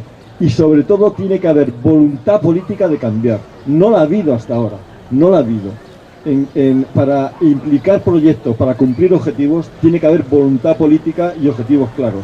Lo que ahora pensamos que la nueva política, a diferencia de la vieja, es que ofrece proyectos y ofrece compromisos y dice que los programas son contratos y que no se cumplen se revocan. Nosotros tenemos claro un objetivo, el objetivo queremos hacer política pragmática, pero con ese objetivo. Pienso, y en eso confío, en que se pueden hacer las cosas mejor que las que se han hecho hasta ahora. Y no le garantizo en cuántos años, pero que un sistema de defensa integral europeo, si Europa quiere sobrevivir, tiene que haberlo. Y que la OTAN es una organización obsoleta, la obsolescencia no se recupera. Muy rápido. Sobre el escenario de los recortes que nos tienen programados. Lo primero, un comentario muy rápido y voy al grano. Qué vergüenza de mecanismo, uno, en el que se supone que una multa que es automática por incumplimiento de una serie de compromisos previos, se utiliza políticamente el momento en el que se va a poner para jugar un papel en la campaña. En 2008 hubo una crisis financiera global que arrasó el sistema financiero, entre otras cosas porque no había regulación, porque no había controles y hacían lo que querían. Esa tormenta financiera se convirtió en una crisis económica muy grave. La solución que ustedes han aportado desde la macroeconomía a esta crisis, lo que llamamos austeridad, es decir, contener el gasto público. ¿Y cómo se contiene el gasto público? Pues recortando inversión, recortando derechos, recortando prestaciones. Esperando que con eso íbamos a equilibrar las cuentas, han pasado 7 años y los resultados son desastrosos. Desde cualquier parámetro, no ya ideológicos, desde parámetros económicos. La deuda española ha pasado del 33% a superar el 100%, estaba en las noticias la semana pasada. El nivel de pobreza y de desigualdad no ha parado de aumentar, no solo en España, en todas estas sociedades.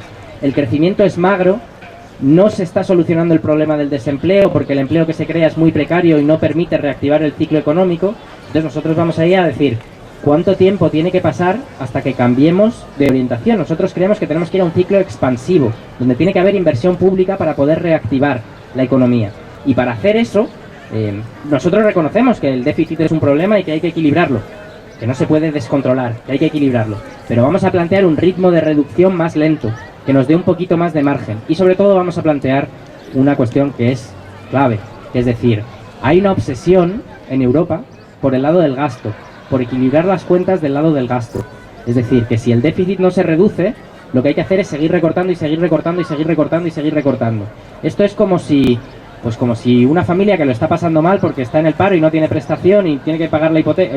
Entonces, como tiene un déficit porque se le aumentan las deudas, empieza a recortar los gastos, a recortar los gastos. Claro, pero ya hemos llegado a un punto en el que hemos recortado en la educación de los niños, en la atención sanitaria de los mayores, hemos renunciado, por supuesto, a las vacaciones, no tenemos cultura de ningún tipo, apenas alcanzamos a pagar la hipoteca y es como si te siguieran diciendo, recorta gastos, recorta gastos, recorta gastos. Lo que hay que decir es, hombre, no, será el momento de encontrar más ingresos, ¿no?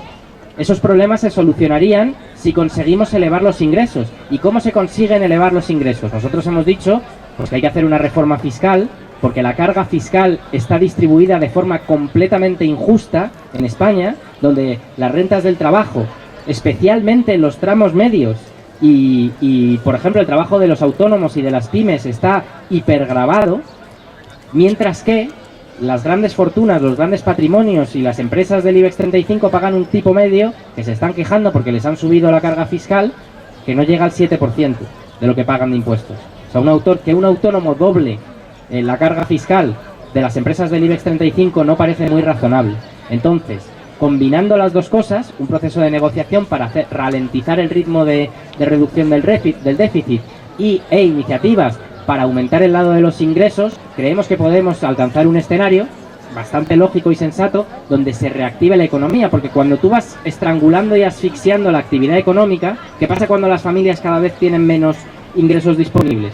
Pues que consumen menos. ¿Y eso en qué repercute? Pues repercute en la actividad de los comercios de barrio, del sector de ocio, de la compra de ropa, de todo. Reactivar el ciclo económico requiere volver a inyectar, digamos, oxígeno en ese sistema que se está asfixiando. ¿Por qué creemos que tenemos muchas posibilidades, estamos prácticamente convencidos de que eso se podría conseguir? ¿Solo porque es razonable? Pues no, porque las negociaciones de fuerza no se suelen ganar solo con argumentos razonables. ¿Qué está pasando? Que la situación en Europa es pésima en todas partes. Que el gobierno italiano, por ejemplo, Matteo Renzi, que es un socialdemócrata, está diciendo cosas mucho más radicales de las que decimos nosotros. Está diciendo, señores de Bruselas, me están estrangulando, no puedo crear empleo, mi pueblo me está pidiendo que se aumente la creación de empleo, y con estos niveles de inversión pública que se han reducido a mínimos desde la Segunda Guerra Mundial, después de 7 años de austeridad, no puedo crear empleo. Que en Portugal ha habido un cambio de gobierno que ha ido a negociar a Bruselas con mucha menos fuerza que la nuestra, con lo cual han conseguido menos, y les han dicho cosas parecidas. Ni hablamos de Grecia, ni hablamos de lo que está pasando en Francia, donde hay una crisis social ahora mismo. El presidente francés, socialdemócrata también, está en unos niveles de aceptación del 11%. No se había visto nunca nada así en la historia europea. Entonces, ¿qué vamos a hacer? Hablar con nuestros vecinos para plantear una posición común, razonable. Ir allí y decir, oiga, miren, estas políticas no han funcionado durante los últimos 7 años, solo han producido más exclusión, recortes de derechos y mucho dolor social. Es hora de cambiarlas. Entre otras cosas porque ese es el mandato democrático con el que nosotros vamos a ir ahí. Y a medio plazo, pues resolver el problema de la deuda. Además que hay que preguntarse de dónde viene la deuda. ¿Cómo pasa la deuda del 30% al 100%? No ha sido pagando las pensiones. De hecho, las pensiones lo que hemos hecho ha sido gastarnos la hucha, gastarnos la reserva. No ha sido financiando las escuelas y los hospitales. En absoluto. De hecho, lo que hemos hecho ha sido recortar esos presupuestos. No hablo ya de otros ámbitos de que me atañen a mi trabajo, como el de la cooperación, que ha reducido su presupuesto en un 85%. Y hablamos de continuidad. Cuando uno hace proyectos de cooperación al desarrollo, lo más importante es que sean sostenibles en el tiempo, porque no sirve de nada ir a un sitio, hacer algo y a continuación cerrar el chiringuito y marcharte. No has conseguido nada. 85% de recorte. Imagínate lo que es eso. Entonces, digamos que se trata de cambiar ese paradigma, y de preguntarse, que eso es a lo que iba, ¿de dónde ha salido esa deuda? ¿Cómo ha aumentado esa deuda? A lo mejor tiene algo que ver los 96.000 millones de euros que hemos comprometido de dinero público, que no lo tenemos, como no lo tenemos en un cajón ni en una hucha. ¿Cómo lo hemos financiado esos 96.000 millones? Con crédito, a crédito, con deuda. ¿Y a dónde han ido esos 96.000 millones? A reflotar entidades financieras, que además es que es paradójico, porque es que hemos puesto el dinero para reflotar las cajas de ahorros y los bancos. Esos bancos tienen cientos de miles de viviendas vacías, pero no podemos utilizar esas viviendas que son de todos nosotros, de ustedes y mía, porque la hemos pagado ni siquiera con nuestros impuestos, a crédito, que es que ni siquiera son nuestras, son de mis hijos. Fíjate, si yo soy joven, pues imagínate ya le estoy pasando la deuda a las generaciones que van a venir detrás mío. Y eso lo tenemos que asumir como dado. O sea, tenemos que poner el dinero a fondo perdido. Esos bancos ya están ganando otra vez millonadas. Pagan unos impuestos ridículos, pero tenemos que financiar la reducción del déficit con la educación, las pensiones y los hospitales. Eso es una estafa.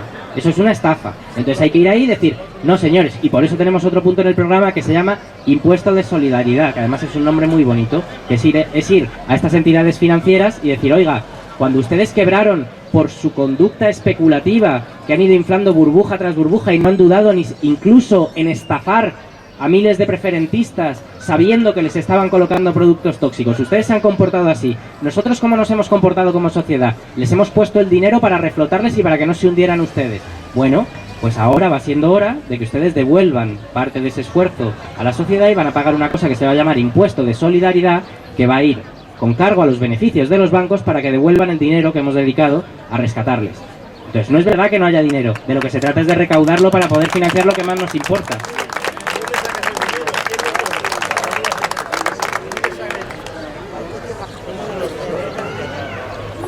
La carta de Rajoy.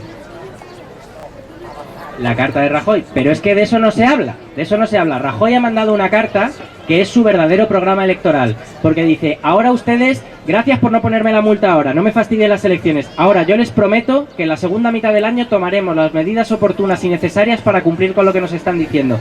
Eso en román paladino quiere decir recortes sociales. Recortes sociales, ni más ni menos. Y lo siguiente, lo que queda pendiente, porque ya le metieron el tajo a todo lo que se movía, pero dijeron, lo que dice siempre el Partido Popular, también por la composición de su base electoral, lo que quedó pendiente en el rescate a España, en esta legislatura, y que queda para la siguiente, ¿qué es? Las pensiones. El siguiente tijeretazo se paga con las pensiones. Ya se han fundido la hucha y la siguiente es ir a por las pensiones. Pero de eso no se habla. De eso no se habla, de eso no tienen que dar explicaciones. Aparece y ya está. Bueno, pues eso estoy diciendo, señora. ¿De dónde saco el dinero? Lo he explicado. Una reforma fiscal, impuesto de solidaridad y sobre todo crecer.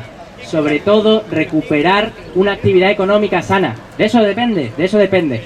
Cuando tú aumentas la actividad económica, aumentas los ingresos del Estado. Si es que es de cajón, es de cajón.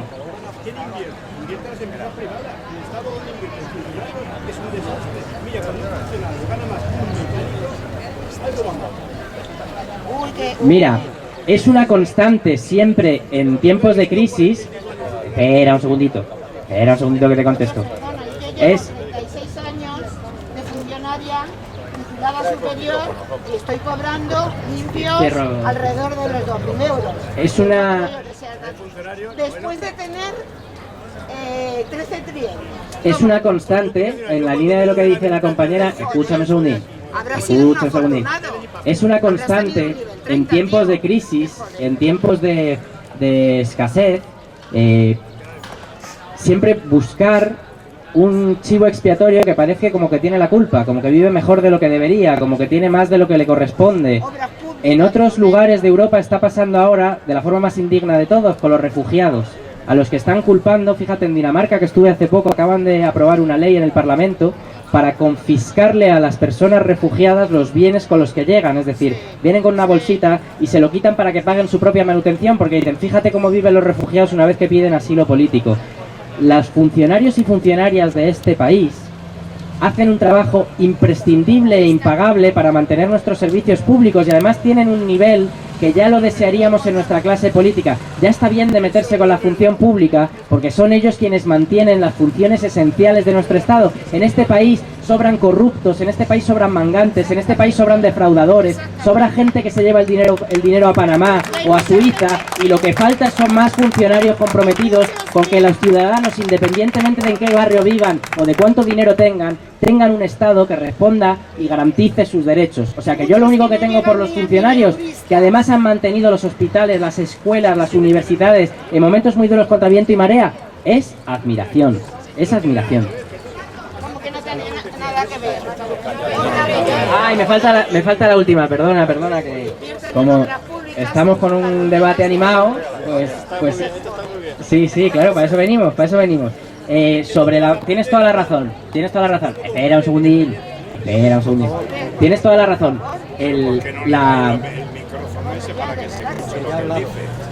Sí, que ya hemos discutido del derecho y del revés. Sobre la cuestión del multilateralismo. Además usas la palabra adecuada y hay que explicar lo que quiere decir eso. Después de la Segunda Guerra Mundial, para que no se volviera a repetir nunca un escenario así, se trabajó para construir lo que se llamó un marco de multilateralismo democrático. ¿Eso qué quiere decir? Asumir que hay una sociedad internacional que está compuesta por todos los estados y además por actores que no son estados, y dotar a esa sociedad de foros de gobierno, de instituciones, que conforme al derecho, y por eso existe el derecho internacional, pudieran ocuparse de la gestión de esa sociedad internacional de manera democrática. Y eso es un proceso muy difícil, muy complejo, que arrancó con mucha dificultad, pero que produjo cosas remarcables como, y está de actualidad ahora, la Convención de Ginebra para regular los casos de asilo político y las migraciones de refugiados, para que no se volvieran a repetir nunca, porque hay que recordarlo en tiempos así, el continente que más refugiados ha producido en la historia es Europa. Es una indignidad que hoy permitamos que se ahoguen frente a nuestras costas personas que huyen de la guerra como huyeron en la generación de nuestros abuelos en este mismo continente. ¿Qué ha pasado? Pues ha pasado que progresivamente y respondiendo a intereses muy claros, se han ido desmantelando y desmontando y vaciando y obstruyendo todos esos foros desde los cuales podrían adoptarse normativas que sirvan para, digamos, resolver o por lo menos regular los principales problemas que tenemos, y se han sustituido por foros informales como el G8 o el G20, por ejemplo, donde se toman decisiones en función de quién tiene más poder. Y en esos escenarios suelen salir perdiendo siempre aplastados quienes tienen menos. Se imponen los poderosos y no se escucha la voz de los que no tienen ese poder. Te pongo ejemplos muy concretos sobre la cuestión del multilateralismo concreta que preguntabas. Fíjate, el G77, la asociación de 77 países, los que eran los no alineados en Naciones Unidas, propusieron la creación de una agencia fiscal internacional. Ahora está de moda el tema de Panamá y todo el mundo se lleva las manos a la cabeza diciendo ¿cómo es posible que haya paraísos fiscales? Bueno, pues porque el 90% de los flujos de capital a nivel internacional son ilícitos, opacos o oscuros. Y ahí está toda la financiación del tráfico de armas, de evasión de capitales, de tráfico de personas, de tráfico de drogas. ¿Eso es una catástrofe frente a la que no se puede hacer nada? No, lo que hace falta es construir mecanismos, pues como existe una agencia fiscal a nivel estatal, que haya una internacional que pueda fiscalizar eso y además tener la capacidad de poner impuestos, por ejemplo, a las transacciones financieras especulativas, y con eso se podría financiar la ayuda al desarrollo, por ejemplo. ¿Qué pasó? Pues que se hizo esa propuesta y ¿qué votó el gobierno de España junto con todos los países de la Unión Europea? Pues votó en contra. Votó contra la creación de esa agencia. Se votó, por ejemplo, a propuesta de un comité de Naciones Unidas, una propuesta para hacer un marco de reestructuración de deuda soberana. Es decir, ¿qué pasa cuando un Estado está en bancarrota, como le pasó a Grecia, y no puede pagar? ¿Qué pasa? ¿Cómo se regula eso? Ahora mismo es la ley de la selva. La ley de la selva, donde quién gobierna y quién tiene más poder. Angela Merkel, que es quien decide qué es lo que hay que hacer. Dijeron, hombre, no, igual que hay una ley para regular las bancarrotas de empresas, por ejemplo, o de cooperativas de vecinos, pues vamos a hacer un marco jurídico de derecho internacional para que cuando un Estado llega a esa situación no impere la ley de la selva y no lo paguen en los servicios esenciales de sus ciudadanos, sino que se hagan planes de viabilidad, reestructuraciones ordenadas, etcétera. ¿Quién votó en contra de eso? El gobierno de España y todos los países de las Naciones Unidas, etcétera, etcétera, etcétera. ¿Eso qué quiere decir? Eso quiere decir que hay un conflicto abierto sobre la gobernanza internacional. Hay un conflicto abierto. Y ahí hay dos opciones. Optar por reforzar esos foros de multilateralismo democrático que aspiran a ser fuentes de derecho internacional, es decir, a regularlo, a que haya leyes que regulen la normalidad del comercio, de los intercambios económicos, culturales, sociales, políticos, en un mundo muy complejo, y están aquellos a los que les beneficia el estado de naturaleza, la lucha de todos contra todos, la ley del más fuerte. Sabemos quiénes suelen ganar en esos escenarios, y es fundamental, y esto retoma con la discusión de Europa que ha aparecido en varios niveles, porque al final nos la jugamos ahí, y por eso digo que es tan importante que nos informemos y que debatamos de ello. ¿Qué papel quiere jugar Europa en ese proceso? Porque en estos casos que te he apuntado, y hay muchos más, Europa sistemáticamente se ha opuesto a generar ese marco. ¿Por qué? Para intentar aprovechar una eminencia, de peso. ¿Por qué Europa va a negociar un acuerdo de libre comercio con Estados Unidos? ¿Por qué? Bilateral.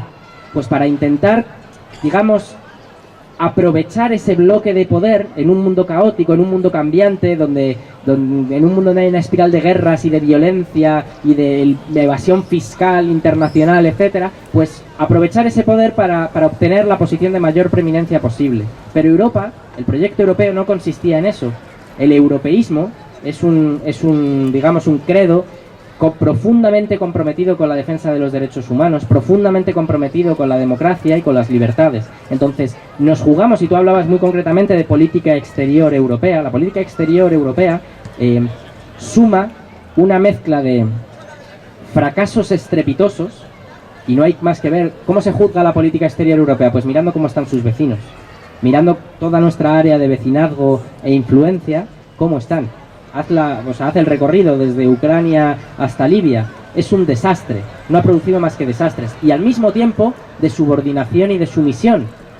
En primer lugar, a la política atlantista de los Estados Unidos, es decir, no tenemos autonomía suficiente en materia de nuestra política exterior, y frente a los intereses comerciales, y eso le pasa a la política exterior española, que nuestras relaciones diplomáticas, nuestros intercambios culturales, políticos, sociales con otros países están demasiado a menudo subordinados a los intereses de las grandes empresas y sus estrategias comerciales allí. Con lo cual, en el fondo es un debate político, y el desafío que tenemos cuando lleguemos al gobierno es reorientar profundamente nuestra política exterior, tanto la del Estado español como nuestra margen de autonomía dentro de la política exterior europea. ¿Hacia dónde? Pues hacia un compromiso radical con la defensa de la paz, de la democracia, de los derechos humanos y del desarrollo sostenible, porque no nos olvidemos, aunque no haya parecido, que la mayor amenaza de todas para las generaciones venideras es el cambio climático y el modelo productivo y de consumo en el que estamos. ¿Eso quién lo gobierna? Si tú no tienes una sociedad internacional donde rija un Estado de Derecho, por mínimo que sea, ¿cómo se puede evitar la catástrofe climática? Si quien se impone es la ley del más fuerte, la ley de la multinacional, de la empresa más fuerte, del Estado más poderoso, ¿cómo vamos a poder regular algo en lo que nos va la supervivencia? Es una cuestión de lógica.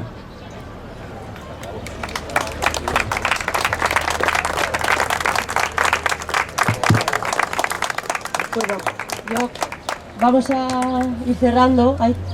Damos la palabra a las 3 últimas preguntas, porque ya se nos ha hecho bastante tarde. Esperamos que no os vayáis ninguno con dudas, pero las 3 últimas personas que hagan su pregunta y intentaremos responderlas brevemente para cerrar el acto. Creo que las 3 últimas las tengo yo. No, voy a hacer yo también mi pregunta, no como... por un lado, porque he visto que Julio no ha contestado a lo que ha preguntado el compañero sobre la corrupción en el ejército. Y creo que debería de serlo, porque a mí, aunque me parezca el chocolate del loro a todo el mundo, realmente tenemos que acordarnos que el ejército en este país ha gozado y goza de unos privilegios, como son, por ejemplo, las sedes donde, ¿cómo se llaman?, residencias militares, el transporte gratuito pagando solo una pequeña cantidad, ya sea de manera oficial o sea de manera particular. Es decir, son pequeños detalles que, a diferencia, como ha mencionado antes el compañero Pablo, que decía que Zapatero no sabía cuánto costaba un café porque no lo había tomado nada más que en el Congreso, muchos militares tampoco saben lo que cuesta la vida, porque la casa militar en la que viven se la han dado, luego se la han vendido a un precio muy económico, cosa que no han hecho con el resto de los ciudadanos. Algunos militares afortunadamente son honrados y se compran su propia vivienda, pero quiero decir, son pequeños detalles que hacen ver que estamos entre distintas clases y somos todos ciudadanos. Luego también, esta pregunta, luego otra que quería hacer es poner un poco la voz, que nunca habla Podemos de ello, sobre una población que en España son 65.000 personas que se encuentran privadas de libertad. Son personas que están en unos centros que, aunque se han cambiado, aún retienen mucho de lo ancestral. Y nos encontramos que tenemos una población de más de un 45% que son preventivos, que están en prisión sin conocer los motivos que van a estar ahí ni el tiempo que van a estar, mientras que tenemos a un montón de políticos que están procesados y están en libertad, están gozando del dinero que nos están robando. Solo tenemos a 3 políticos dentro, uno de ellos Granados, porque sería vergonzoso sacarlo, pero nada más, porque el resto de los que están son penados. Y sobre eso no se habla, y son 65.000 personas. Y luego, por último, dándole un poco la razón al compañero, pues sí, hay que reducir la función pública, porque los maestros son funcionarios. Quitemos el 50% de los maestros. Los médicos son funcionarios. Quitemos el 50% de los médicos. Las enfermeras son funcionarias. Quitemos el 50%. Y hay que crear alguna plaza. Entonces creemos la plaza ampliemos las plazas a la Guardia Civil, ampliemos las plazas a la Policía Nacional. Perdón, eso ya lo ha hecho el PP. Retiro la pregunta. Elimina la duplicidad en la autonomía. Y te digo una cosa, no habéis hablado de energía. ¿Qué energía costáis vosotras? ¿Por qué energía? Esto da muestras de hace falta otro día de debate. Bueno, con el tema de la corrupción, que antes lo tenía apuntado, pues a mí me ha olvidado hablar. Evidentemente el tema de la corrupción es un tema estructural en todas las administraciones, con lo cual es un tema a todos los niveles. Todos somos corruptos desde que no pedimos nuestro ticket por un café o nuestro en ese sentido, pero me refiero que no niego que no haya corrupción en la administración de defensa como la hay en otro tipo de administraciones. Yo pienso que no lo hay a esos niveles que se ha hablado por ser una administración distinta. Otra cosa es el caso, lo que denuncia el teniente Segura en un libro de ficción, en el que yo creo que se le ha acusado muchas veces que muchas cosas hay que denunciarlas y probarlas. El asumir que hay corrupción, la hay como la hay en toda la sociedad y en toda la administración. Y otra cosa es la corrupción y otra cosa son los privilegios. Los privilegios que decía en la pregunta sobre que las Fuerzas Armadas, el Ministerio de Defensa, viene de una vieja estructura, que eran sueldos bajos, había casas militares, ya no las hay. En el sentido, únicamente llamaban casas logísticas en algún aspecto, pero lo que había antes, lo que se llamaba el patronato de casas militares, ya no existe. ¿Cómo se ha quitado? De esa forma que se ha quitado, pero ya el nuevo militar que entra ya no tiene esa posibilidad. Eso fue una manera, por así decirlo, de extinguir ese patrimonio en el que había.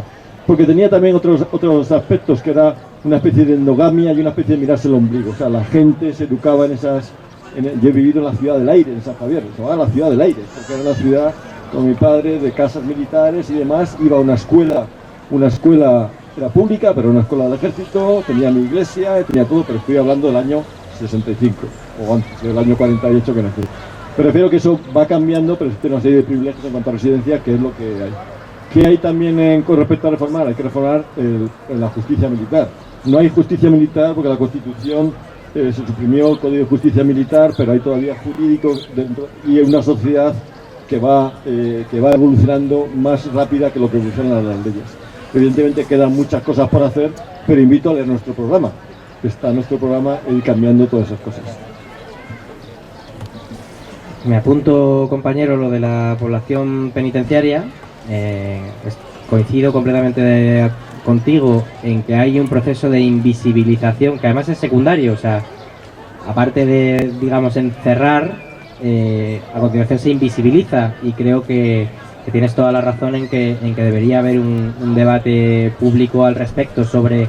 Luego has mencionado algo que va bastante más allá y que tiene que ver con la administración de justicia y el sistema judicial, con su funcionamiento. Claro, cuando dices, ¿por qué solo hay 3 políticos en la cárcel y por qué la mitad son preventivos, etcétera? Y eso, ahí hablamos de una reforma integral, profunda y conjunta. Te mentiría si te dijera que yo soy experto en esto. No forma parte de mis competencias primeras, o sea que tampoco me voy a tirar el rollo. Creo que eso es parte también de lo que decía. En política nunca puedes reconocer un error y además tienes que disimular y aparentar que te lo sabes todo. Pues el que hace eso miente. Y necesitamos también más políticos que sepan decir, pues eso no me lo sé, me lo voy a mirar. Cosa que haré y transmitiré tu mensaje. A mí me gustaría cerrar retomando la reflexión que hacía al principio, cuando decía este tipo de iniciativas deberían ser obligatorias, y me reafirmo en ello. Lo que hemos tenido aquí, esta conversación / debate / discusión, en la que además nos pisamos las voces y no estamos de acuerdo y me acerco y luego me alejo, etcétera, es exactamente la prueba de que lo que estamos haciendo merece la pena. Exactamente eso. Lo que estamos haciendo es llevar la política, que nos habían dicho que era esa cosa que está separada y que tiene que estar en manos de expertos y de gente que sabe mucho más, etcétera, y que toda nuestra participación consistía en ir cada 4 años a un colegio electoral y depositar una papeleta, eso es mentira. La política es una actividad cotidiana que se ejerce conversando y escuchando. Exacto, pues en las plazas donde estamos y también en las instituciones. No es fácil conjugar las dos cosas, pero el día que se nos olvide que la razón por la que estamos allí es precisamente para tener conversaciones como esta y debates como estos, ese día no tendrá sentido el proyecto que representamos. Hoy me voy a mi casa y llevo unos cuantos de estos actos y me quedan unos cuantos, me voy a mi casa todavía más convencido y todavía más ilusionado de lo necesario que es que sigamos avanzando y todavía más determinado en la convicción de que tenemos que ganar el gobierno de este país para que todo esto no se convierta solo en una actividad de debate, de reflexión y de pensamiento colectivo, sino que sea la base de un cambio de gobierno en las políticas públicas de este país que anteponga los intereses de la gente común, de la gente normal, a los intereses de las grandes corporaciones y de los lobbies que determinan las políticas de nuestro país. Frente al derrotismo fatalista que decía no se puede hacer nada, son todos iguales, ahí no hay nada que hacer, son demasiado poderosos, como os decía con lo del voto rogado, una vez detrás de otra, no paramos de demostrar que claro que se puede hacer política de otra manera y que no es ninguna utopía, sino que es una idea muy antigua y a la vez muy radical que se llama ni más ni menos que democracia. Lo que hacemos es practicar la democracia y vamos a gobernar anteponiendo la democracia a los intereses de las minorías que nos gobiernan. Así que muchas gracias, mucha ilusión, mucha convicción y mucha fuerza, que claro que se puede.